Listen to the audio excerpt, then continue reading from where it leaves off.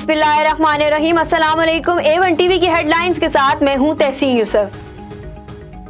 खैबर पख्तूनख्वा में तूफानी बारिशें, नदी नालों में तुगयानी, चित्राल में तुगयानी से तबाही, 10 घर तबाह, 15 को जुज़वी नुकसान, कई जगहों पर राब्ता पुल बह गए, गर्म चश्मा रोड बंद, इंतजामिया का rescue operation, Lowari tunnel road clear कर दिया, DI खान में रमक ड्रेन में शगाफ, पानी झोंक मस्सू और चांदना में दाखिल, आबादी को मुश्किलात दरपेश। उधर कोहलू में मुसलसल बारिशों से मवासलात का निजाम दरहम बरहम। कराची में भी बादल फिर बरस पड़े, कहीं हल्की कहीं तेज बारिश, लांढी कुरंगी कारसा, शराई फैसल, स्टेडियम रोड मलीर में बारिश, Lyari, Kharadar, Mithadar, old city area में सड़कों पर पानी जमा। महकमा मौसमियात के मुताबिक आज मूसलाधार बारिश का इम्कान है। शहरी बिला जरूरत घरों से ना निकले। वजीर आला मुराद अली शाह की मुतल्लिका इदारों को अलर्ट रहने की हिदायत।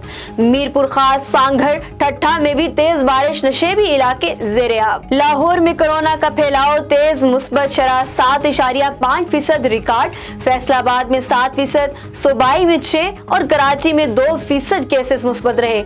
मुल्क में कोरोना के बायस 3 अफराद जाँ बहक, 532 नए मरीज रिपोर्ट हुए। मुस्बत केसेस की मजमूई शरह 2.74% रही। चेयरमैन PTI इमरान खान ने सीनियर क़यादत को आज बनी गाला तलब कर लिया। इजलास में मुल्की सियासी सूरत हाल, पंजाब असम्बली के मामलात और आइंदा की हिकमत अमली पर मुशावरत होगी।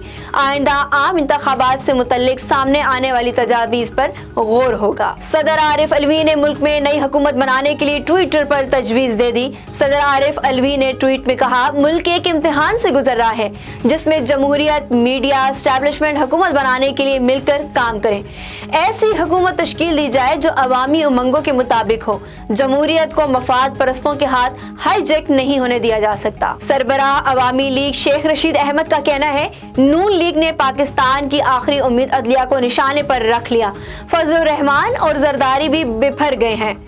मजीद बोले, 1.5 माह में पंजाब के वजीर आला ने 2 मरतबा हल्फ उठाया, अब तीसरे की तैयारी है।